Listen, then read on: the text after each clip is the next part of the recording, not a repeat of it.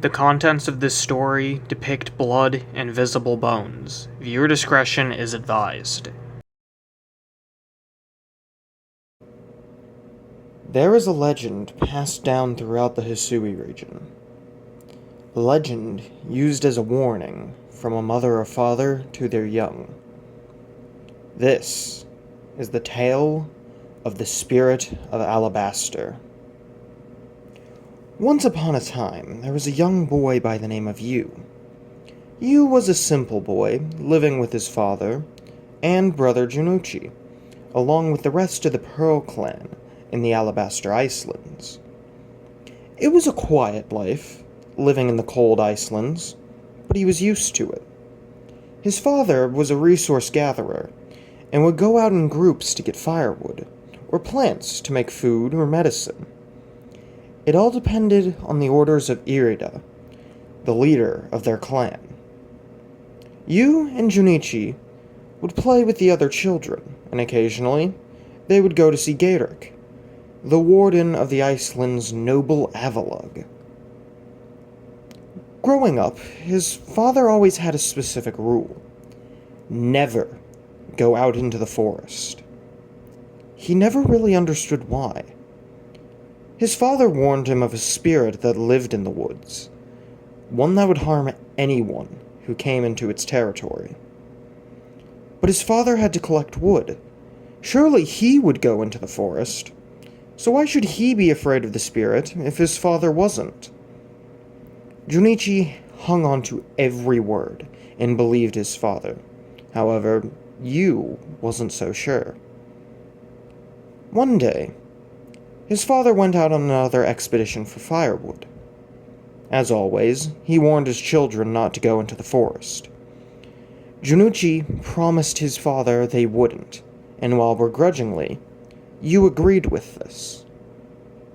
So out his father went, and the two boys would wait for his return.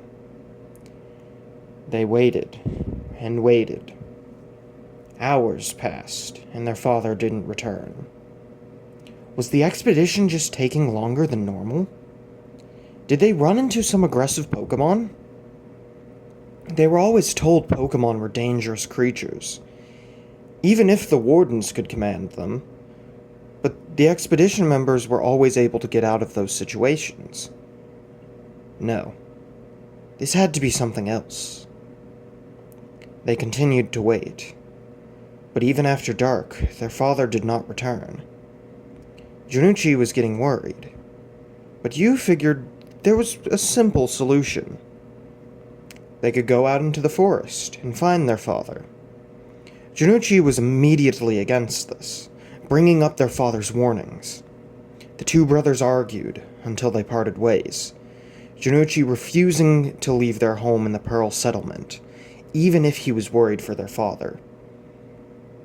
As snow began to fall, he watched his brother as he left their home.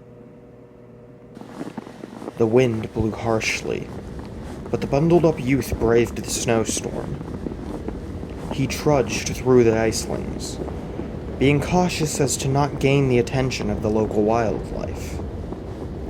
He slowly reached the forest, not seeing a single sign of the trees there being cut. However, there were some strange markings. The boy thought nothing of them. They weren't important to him. He continued into the forest, the wind still battering him. Yu trekked through the snowy forest, calling out his father's name. However, it seemed that only his words would be carried away with the wind. What was that? He didn't step on anything. Was it a Pokemon? Or perhaps it was his father? Yu called out once again, but there was no response. Suddenly, he could see a purple light reflecting off the snow. He turned around to find a strange object floating in the air. It's like some sort of flame floating there, right before his eyes. He didn't know how it got there. He He didn't know what had caused it to appear. The only thing that really mattered to him was that it was there now. He was mesmerized by the wisp. It was the most beautiful thing he had ever seen. The mystery of its origin only added to his fascination. He slowly approached it, eyes transfixed on the wisp, and the wisp alone. He reached out to it. In an instant, the wisp changed. The form it took was that of a bipedal, feral animal, one with black and purple fur and glowing yellow eyes. It immediately reached out towards him, slashing with blood-soaked claws. Yu fell backwards, screaming out in terror. He scrambled backwards, trying to get away from it, but the beast charged him. He managed to get to his feet and took off at a breakneck pace. He didn't dare look back, in fear that he would see the monster right behind him. His heart pounded out of his chest. His breath was the only thing coming out, and in only short bursts, which appeared in the cold air. Just when he thought he had escaped, just when he thought he had gotten out of the forest, he felt the ground beneath him disappear, and he tumbled downwards. Everything went black. When Yu finally regained consciousness, he was in a daze. He felt a sharp pain in his leg, looking down to see the bone jutting out of his skin. If not for the adrenaline pumping through him at that very moment, he would let out a cry of pain. He felt the cold around him, realizing he was now in a small, icy cave. He looked up, seeing where he had fallen from. It was too high up, and with his injuries, he wasn't fit to climb. The image of the demonic beast he had seen before flashed back into his mind. He gasped before covering his mouth. What if it was still around? Surely it wouldn't have followed him down there, though, right? He heard the crunching of snow above. Was it the beast? Or was it a member of the expedition team? Maybe it was his father. Yu began to call out in hopes it was his father, but his voice shrank away, becoming nothing more than hot air in the cold climate. For just a brief moment, he saw the dark visage of the beast, its eyes still glowing a hateful shade of yellow. It didn't seem to notice him, but he knew he couldn't stay there for long. He got up, only to immediately feel the immense pain of his broken leg. He tried to take as much pressure off of it as it could. Regardless of the pain, he had to get moving. Maybe the cave had an exit that would lead him back home.